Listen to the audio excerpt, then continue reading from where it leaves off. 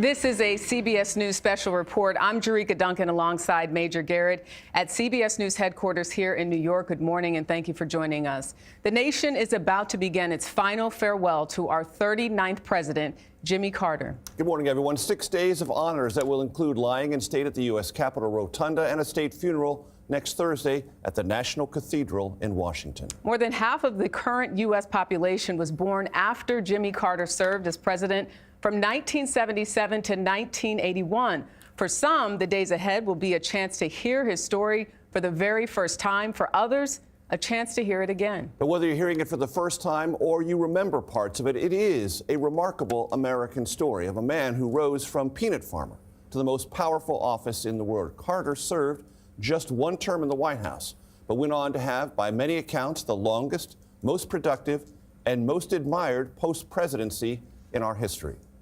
That's right. The Jimmy Carter story began in the little town of Plains, Georgia, and ended there when he died last Sunday at the age of 100. Carter is survived by his 4 children, 11 grandchildren, and 14 great-grandchildren. He was preceded in death by his wife, Rosalind, who passed away in November of 2023. They were married for 77 years. And the Plains area is where his farewell will begin. The longtime friends and neighbors who called him not Mr. President, but Mr. Jimmy, will lead the nation in paying their respects. Mr. Carter's remains will be carried by hearse from Phoebe Sumter Medical Center in nearby Americus, Georgia.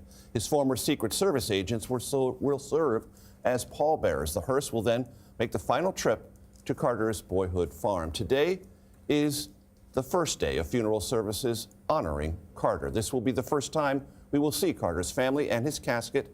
After this morning's event in the Plains area, the motorcade then heads to Atlanta. On Tuesday, Carter departs the Carter Center one last time to travel to Washington, D.C., where he will lie in state at the U.S. Capitol. Then Thursday, a funeral will be held at Washington National Cathedral, followed by a private funeral in Plains. In 2018, CBS Evening News managing editor and anchor Norah O'Donnell sat down with former President Jimmy Carter, and they discussed what he thought about how he hoped to be remembered. Take a listen. How do you want to be remembered? Well, with my family, I hope I could be remembered as a good great-grandfather and a good grandfather and a good father. By my wife, I hope I could be remembered as a good husband. But in politics, as a champion of peace and human rights, I was lucky enough to keep our country at peace for the 4 years that I served, and we were, I think, looked upon as a champion of human rights then. So that's the two things I guess politically speaking of it, I'm proud of. And as you can see, agents representing the United States Secret Service, part of President Carter's post-presidency detail there at the hearse, paying their respects and placing it inside. Only on CBS News this morning, we are joined by Douglas Brinkley, presidential historian and author of The Unfinished Presidency, Jimmy Carter's Legacy Beyond the White House. Doug, your thoughts this morning as we begin this 6-day national process of honoring, remembering, and heralding the 39th president? Well, it's so fitting that we're beginning in Plains, Georgia. I mean, this little hamlet, as he would call it, meant everything to him. And it really represents Carter's whole way of looking at the world. First off, Christ in his heart. And the part of the scripture that he cared the most about was the Good Samaritan, being the good neighbor. Pull together if somebody's in need, get to know the names of the people, not just in Plains, but Americus and other nearby towns. Next, he loved his ancestry. When he was in the White House, the Latter-day Saints sent him his detailed ancestry. And no sooner did he get out of the White House than he started pulling it all together. And then he invited hundreds of Gordy's and his mother's side and Carter's all to meet and talk about their genealogy. And he went all over Georgia looking at the gravestones of former ancestors, and it spurred him to even writing a book about the American Revolution in Georgia, because everybody thought the Revolutionary War only was fought in Concord or Lexington or up north, but Georgia paid quite a cost in the Revolutionary War also. And such an intellect, having written over 30 books, so really interested in history, knowing where he came from. I want to turn now to Chief Election and Campaign Correspondent Robert Costa. Robert, you spent some time in Plains, Georgia, where President Carter spent most of his life. Good to be with you, and we're watching the late president's casket right there on screen, a moving moment for the country, and fascinating to hear from our friend, the historian Douglas Brinkley, who's there with you. Doug Brinkley, as he and I have often discussed over the years, he went down to Plains, Georgia countless times to speak with former President Carter, as did many reporters, to go see him teach Sunday school at Maranatha Baptist, to see him in that small town.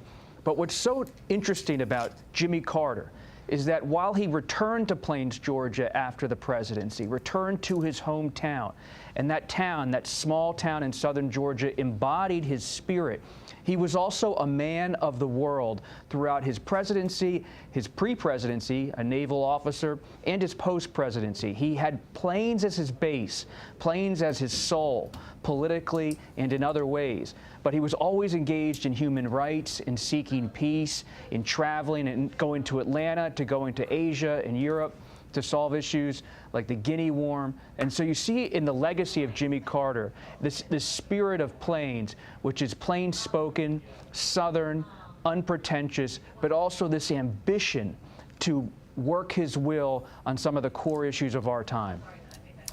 Our Nicole Killian is also with us, and just to update you on what you're seeing, the hearse is waiting because the Carter family, in many numbers, is assembling in adjacent vehicles, and when they are all assembled, then the process will begin. Nicole Killian, your thoughts, please.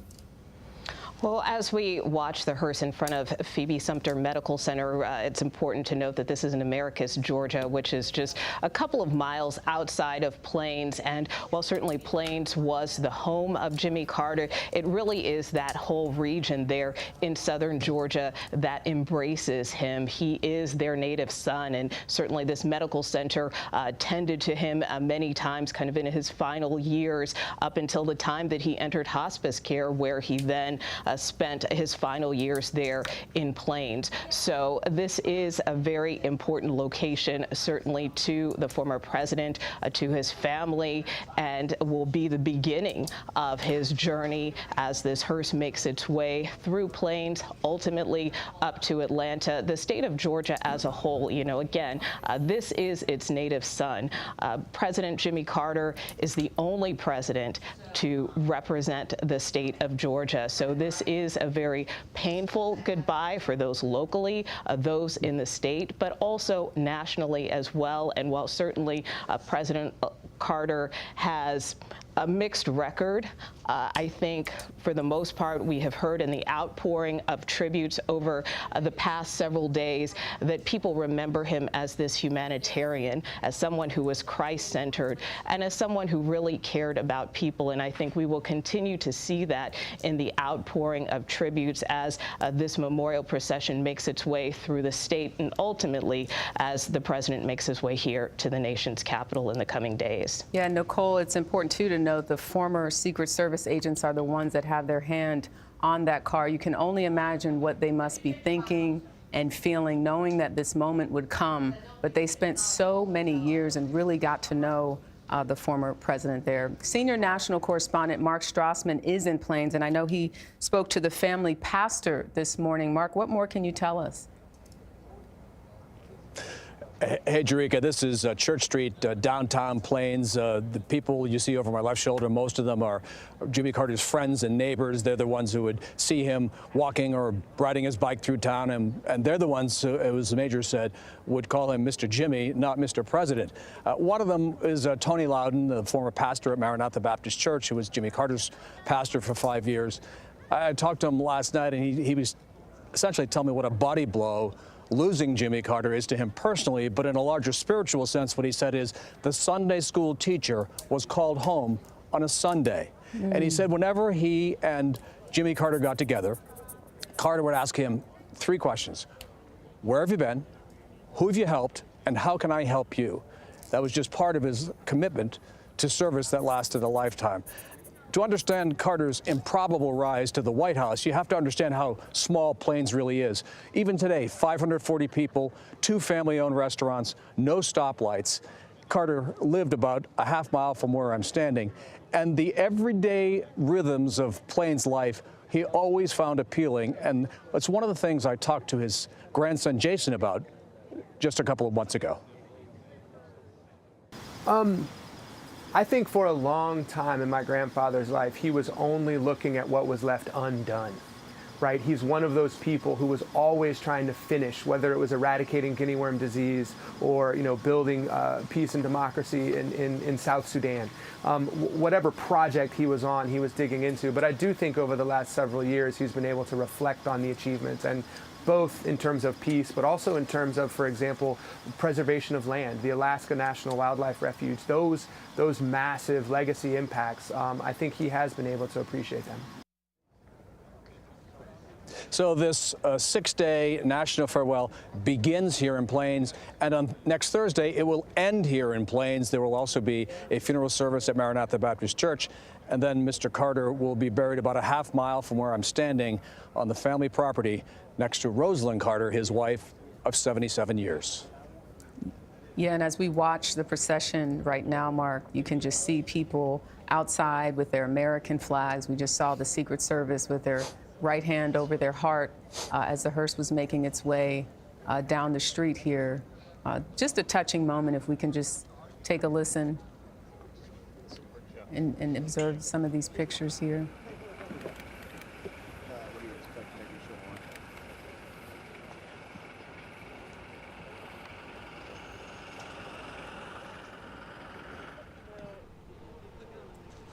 When President Carter, as you mentioned, Mark, is buried at his home in Plains, he will be reunited with his wife, Rosalind. She was a friend and neighbor of the Carter family as a child. After their first date, Jimmy Carter told his mother, "She's the girl I want to marry." That marriage lasted 77 years. Got a lot of people that don't even live to be that old. The two were the longest married presidential couple in the United States history. Rosalind passed away in November of 2023 at the age of 96. And, when I think about what he represents, again, for people who are just sort of being introduced to him, to hear about him as a man and as a family man, but also, again, what he did after his life. But that says something, 77 years, there's no getting around that. That's a big deal. And the town of Americus is where they shared a lot of joys, because in Americus is where Habitat for Humanity was headquartered. Mm-hmm. It was Reverend Millard Fuller, very eccentric kind of character, who created up the idea of Habitat. And instead of the big public housing in urban areas that were being built in Chicago and New York and elsewhere in the 70s, Habitat did smaller homes. So they would regularly be in Americus for the Habitat offices and board meetings.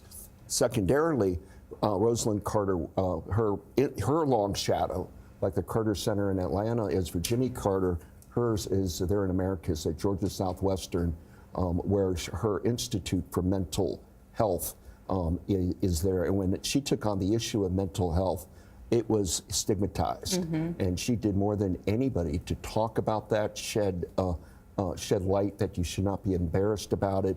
And you see throughout their lives, both Jimmy and Rosalind Carter finding a lot of healthy, good times trying to help people that had mental illness and people that were in jail and that they thought should not be incarcerated. Mm-hmm. And Doug, picking up on that point, I want to go back to Robert Costa, who is with us in Washington. Robert, it was enormously important for all of Jimmy Carter's political career to have Rosalind at his side, and was visible in the White House and was not only a fierce internal advocate for him, but an external one as well.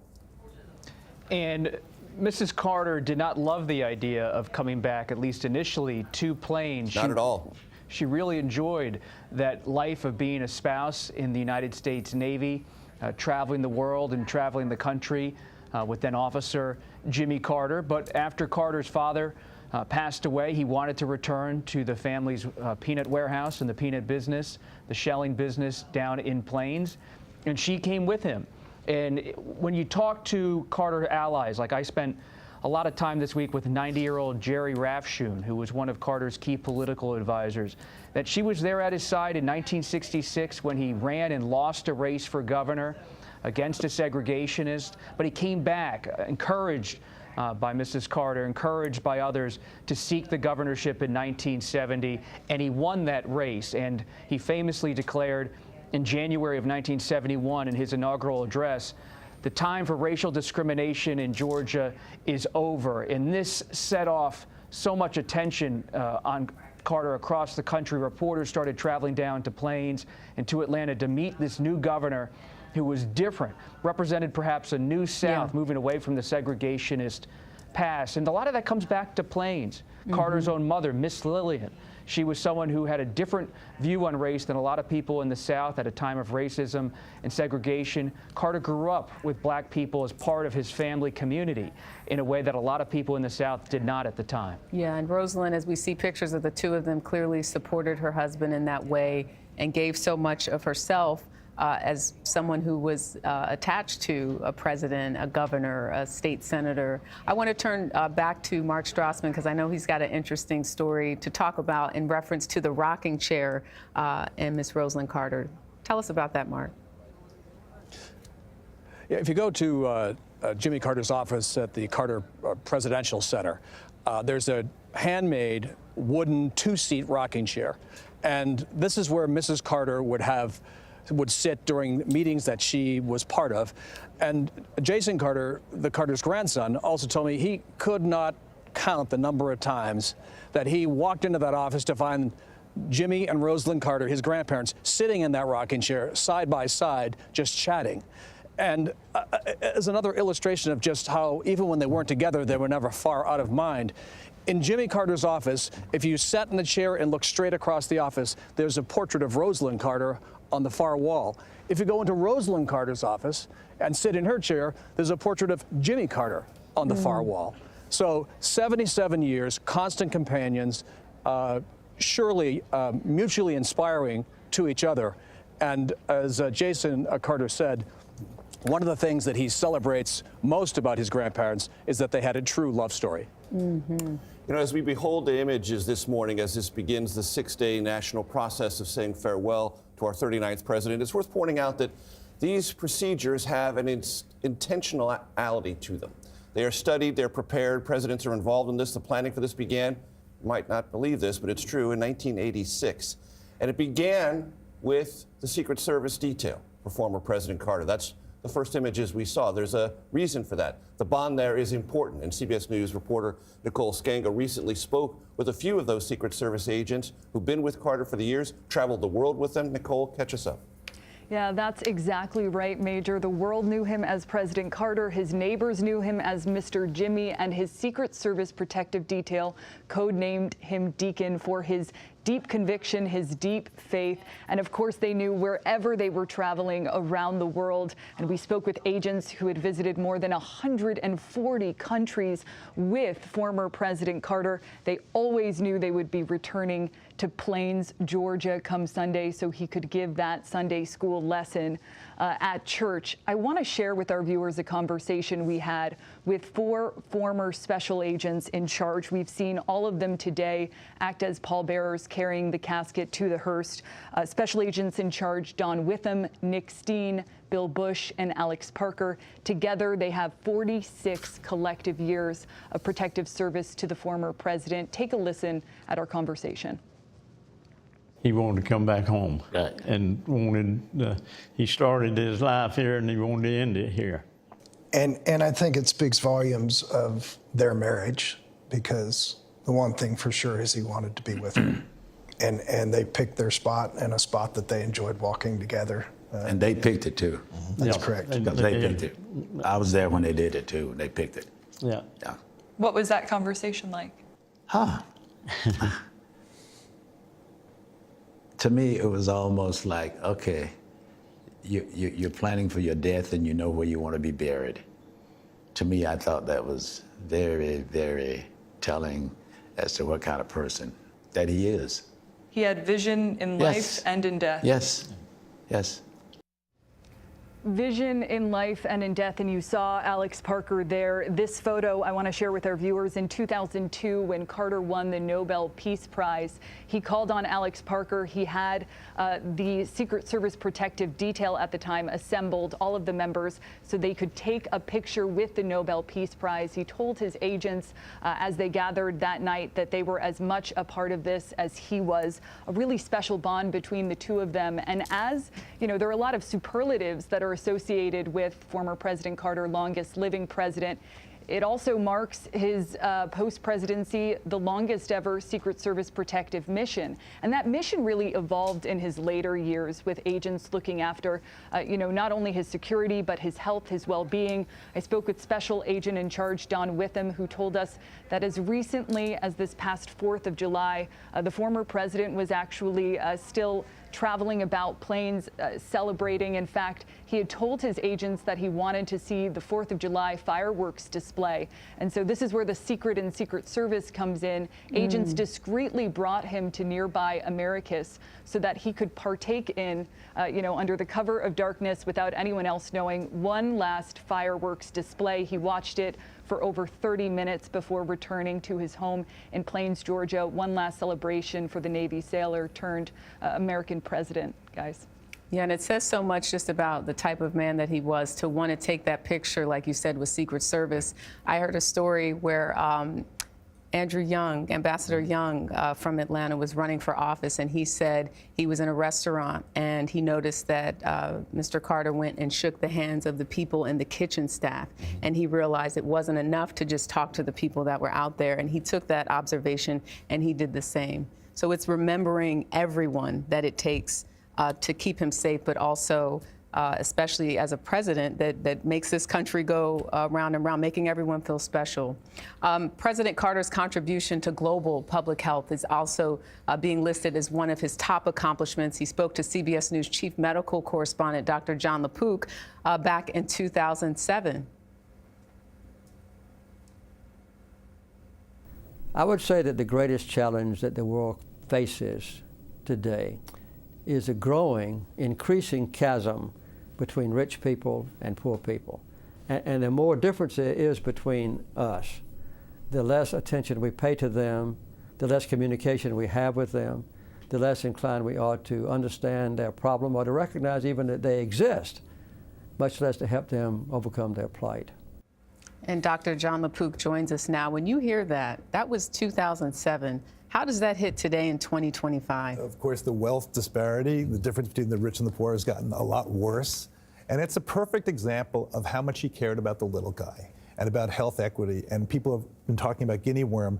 It's just a perfect example of how he was able to have all of his power. And instead of just using it for one self-aggrandizing way, he brought together public, government, private, drug companies to do what he wanted to do. And it was like there were 3.5 million cases of guinea worm, which is a devastating disease, in 1986. And he brought together all sorts of partnerships to try to eliminate that. And an example of how he used his political power is, of course, there was a big civil war going on in Sudan.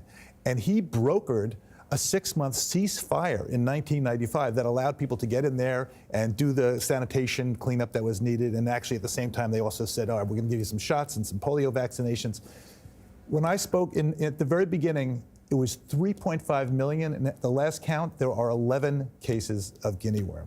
Yeah. And this is just an example. I mean, he did the same thing with river blindness, where which is another devastating disease. It's spread by a black fly, and that was just a devastating problem. And he partnered with Merck. Actually, Merck developed a drug that was able to take care of it.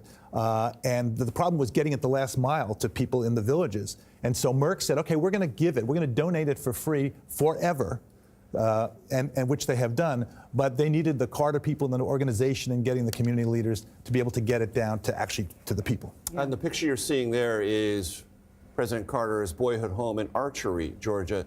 Dr. LaPook, I want to talk to you about something that is coincidental to the Carter presidency, but certainly very important as we think about aging Americans now. Mm-hmm. Jimmy Carter spent much of his last part of his life in hospice care, a very long period of time. Hospice care was not widely known during his presidency, but the first national conventions around that were convened during the Carter presidency, and his administration recognized hospice as something the federal government might have to reimburse in the future. Some of the things that we now take for granted, those of us who've been through the process with aging parents, started during the Carter presidency.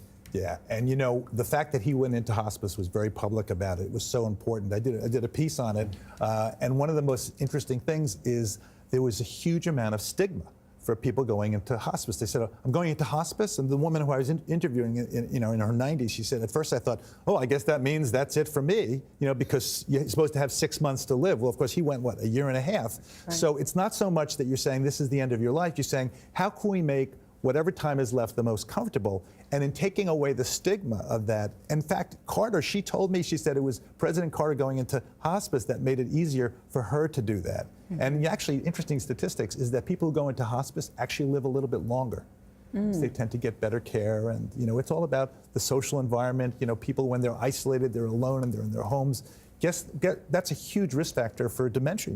Social isolation. We saw it during the pandemic. Right. Yeah. So want to bring in Robert Costa in Washington, D.C. Robert, as we see the boyhood home of the 39th President of the United States, Jimmy Carter, your thoughts about not only Jimmy Carter's youth, shaped by his father and his mother, clearly in the biographies. I know Doug Brinkley knows this. His father, an imposing presence in his life, one who was stern, a taskmaster, one whose love and adoration was sometimes not as forthcoming to Jimmy Carter as a boy as he would have preferred, and that was one of the drivers in his life, not only satisfying himself, but hoping to live up to the standard his father set.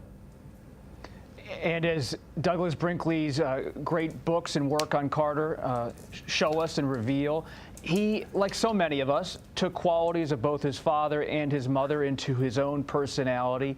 There were those steely blue eyes that could be as competitive and ruthless as anyone, but also this gentle spirit that was forged in the place like Archery, Georgia, in Plains, just down the road.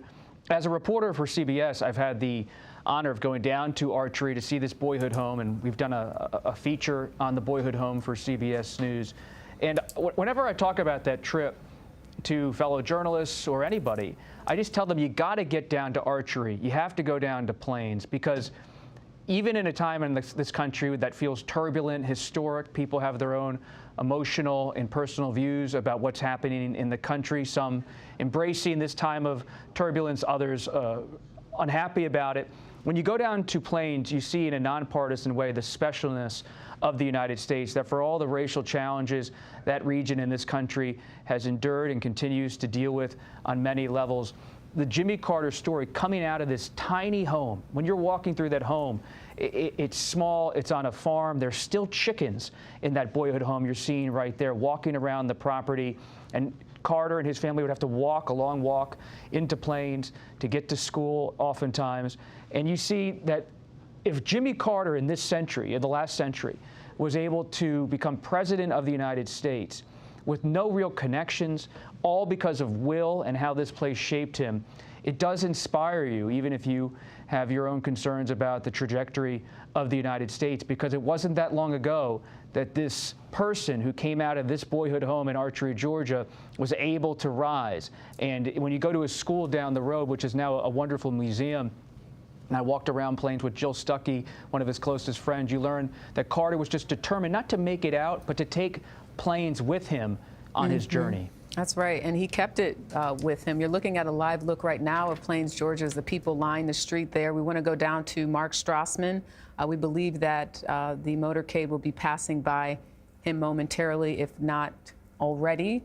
Do we have Mark Strassman? Yes, here's the hearse now. 39th President of the United States, just past us. And Mark, what's the mood down there? I mean, we don't hear anything. It seems very quiet, and people have the American flags, but I would imagine there's some tears there too. But as me and Major were talking before we started, this is really a moment to celebrate his life, to honor this man who did so much even after becoming the 39th president. And I think all of that is part of what's happening here. But I think at this moment, Jerika, you have to remember that this to them is not just the death of a president, but a death in a small town. Mm-hmm. And many of these people, his friends and neighbors, had a personal relationship with Mr. Carter, and for them, there's a realization now that is over. And so the crowd grew here over the last hour. There are probably several hundred people here, which may not sound like a lot of folks until, again, you consider what a small town, what a small community Plains really is. So it's it was very quiet when the hearse passed by, very, very somber, very respectful. And I think in the days ahead, you're going to see some of that celebration that you talked about, Jerika, but I think in this moment, it's more just a moment of solemn reflection. And Doug, it's worth pointing out, as we talk about this small town American story, Jimmy Carter walked some of these country roads in bare feet by choice. He liked to do that. He did the kind of things that a child in America now simply cannot imagine. He was working on the farm at a very early age. He was driving a vehicle at a very early age. He was plowing fields at a very early age with a mule. He was using a knife, wielding it to kill animals for the family consumption. He was living a deeply rural, involved, able life as a child. With no electricity, and they used to have to use what they call slop buckets for going to the restroom. At Archery, his father, all the animals had to have a purpose, meaning to be killed. They would butcher hogs, the chickens had to give their eggs. The exception was a pony. And Jimmy Carter got very protective that the pony actually gave him rides places, so the pony could stay with them. The pony ended up having offspring, and they would give them away. But this pony became Carter's close friend. The big change from that agricultural moment, though, is in Plains. President Carter told me when the Georgia state opened an agricultural way station. That's the bleed over effect from the New Deal of soil conservation service, of what pesticides to use, how do you grow a new kind of hybrid plant. And it's right there down the road from Carter's house. He'd go there all the time and talk to those agricultural specialists. So when I went with Carter to places like Haiti, he would meet somebody in need, and he would go say, I'm going to go through the ag station in Georgia. You need 2 tractors. He'd write them down, and then they'd find what they needed in Haiti. Wow. So he had his whole, he was a little bit of a jump ahead on modern agriculture, living just down the road from a station like that. Not a passive farmer, but someone who studied agronomy and worked on it very well. And the bad side effect was after World War II, we started spraying all over there a lot of pesticides. So you have his family, when Carter was in the Navy and away, his family dies of pancreatic cancer. Right. Many think from the sprayings of DDT-like substances. So his mother died of pancreatic cancer, and brother Billy, sister Gloria, sister Ruth, and a genetic component. On, a genetic component, and they all died of pancreatic cancer, where Carter was in Hawaii, Carter was in Asia, Carter was in New England, and he avoided that horrible disease. And when we speak about his childhood, I want to turn to Nicole Killian, just about the influence that spending time with African-American families also had on him, because his father had this farm. You had a lot of African-American families that were sharecropping. He talks about being the only white family in Archery. Yeah, that's right, Rick. And I do want to point out, because you can kind of see it in that image there, that big farm bell that is suspended above the crowd there, which really is about the title of his book, one of his many books, An Hour Before Daylight, because that bell would ring an hour before daylight, before, when the family would rise and tend to the crops, tend to the livestock. And so there is a lot of significance there. We will hear that bell ring 39 times today in honor of the 39th president. But as you mentioned, the president at the time, when he was a young boy, worked alongside not only his family, but among a number of African-American families who lived in the community, some of whom were tenants on the farm. He talks about one family in particular, the Clarks, a woman by the name of Rachel Clark, an African-American woman, calling her one of the most remarkable and most significant, someone who had one of the most significant and lasting impacts on his life, someone who taught him, in his words, how to behave, shared religious and moral values with him. So he really credits not only African-American women with his rearing, in addition to his own parents, but also these life experiences that he had alongside African-American children, where he didn't see color at the time, at a time of great segregation in an era of Jim Crow.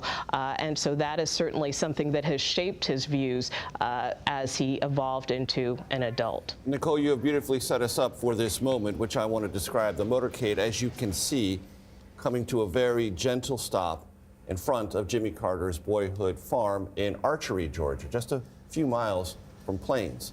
It's now part of the Jimmy Carter National Historical Park. The National Park Service is honoring Carter with a salute, and by ringing, as Nicole indicated, very soon, that farm bell that Jimmy Carter wrote about in that book 39 times.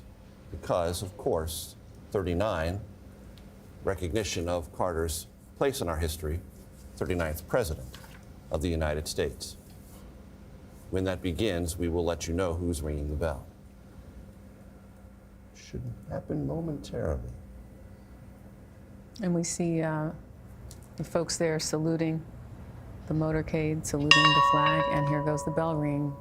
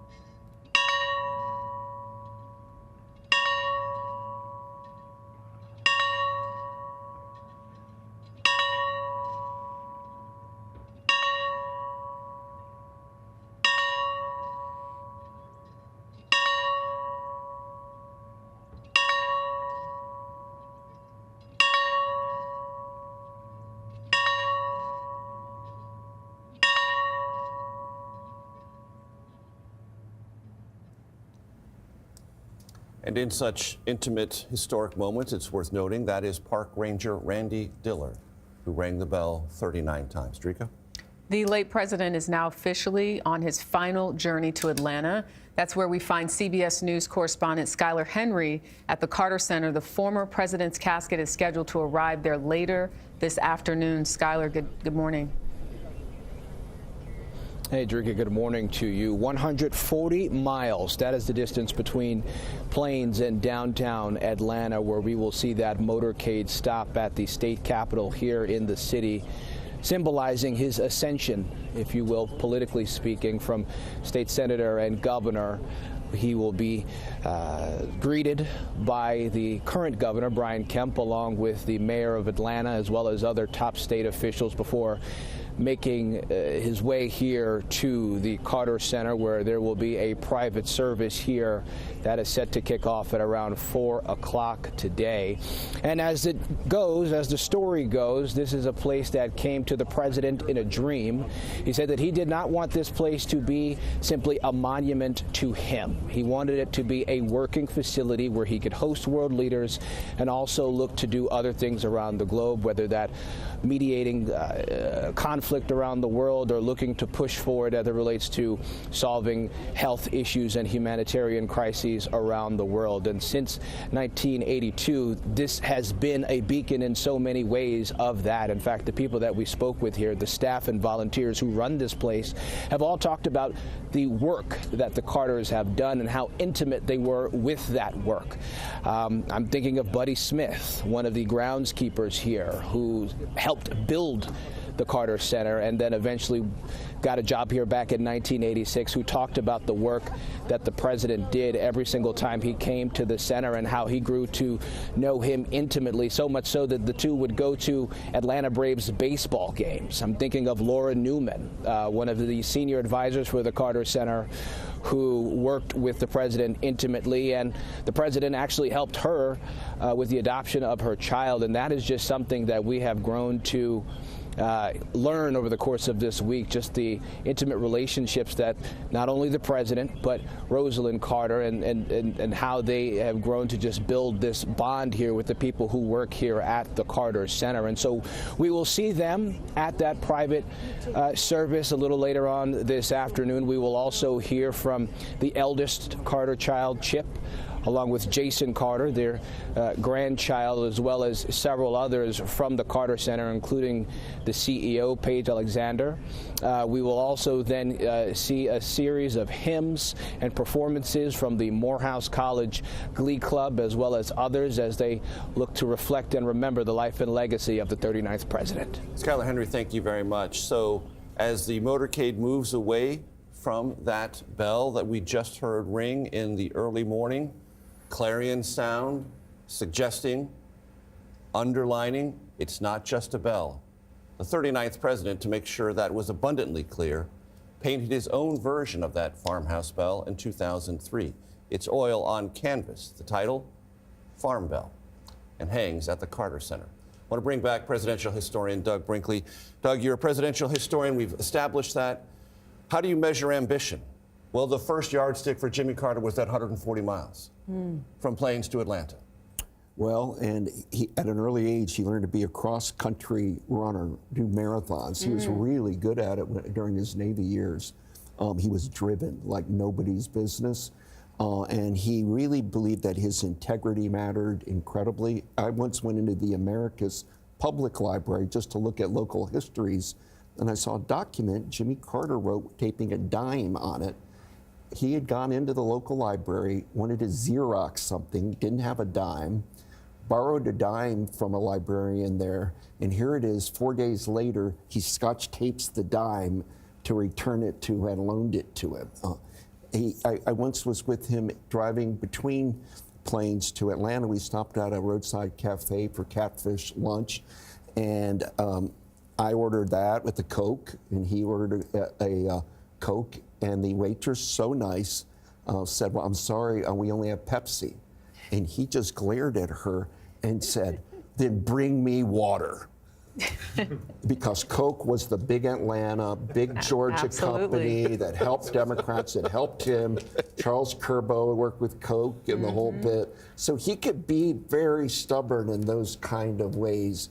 And then and there's no way to catapult himself to the White House without becoming governor of Georgia. No, and the run for governor was disappointing when he landed. He felt devastated in 1966, losing. And that's when he has that moment in North Carolina with his sister Ruth and has a spiritual experience talking about God and Christ and always remaining a believer. And he came at things in 70 with a different kind of gusto. He had a man named David Rabahan, the only Jewish entrepreneur in Georgia with an office in Dr. King's Southern Christian Leadership Conference. And he had a private plane. So he would drop and go and take Carter to the Okefenokee Swamp or the downtown Valdosta. Eventually Carter had to kind of go because he didn't want to see like he was overusing the plane. Carter was known for aggressiveness. If you look at why he won or did well in Iowa caucus in 76, and then in New Hampshire, he banged doors, shook hands, bang, bang, met everybody, this kind of nonstop determination to humanize our politics. And he had enough friends, the Peanut Brigade, from where we're looking at, Atlanta to America's Plains Belt, often led by John and Betty Pope, his closest friends who are now deceased. But they would deliver. And when you go door to door and say, I want you to vote for Jimmy Carter, I know him, coming from Georgia, it had a power. And he did it all with a smile. Yes. People believed him, and he was the right man at that particular time. Exactly. Douglas Brinkley, Thank you so much, Dr. John LaPook. Our coverage of the state funeral of Jimmy Carter will continue on CBS News 24/7, your local news, and tonight on the CBS Weekend News. We'll be back this afternoon in our streaming platform, CBS News 24/7, with the service at the Carter Center Presidential Library. This has been a CBS News special report. I'm Jerika Duncan with Major Garrett. We thank you for watching.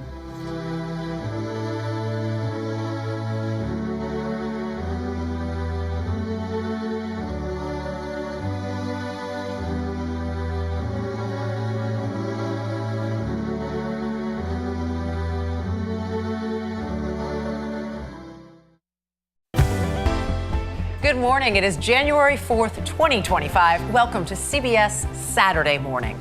Winter strike. About 50 million Americans are under winter weather alerts this weekend as the first major storm of the season sweeps across parts of the country. We'll have the very latest forecast. Speaker elected Mike Johnson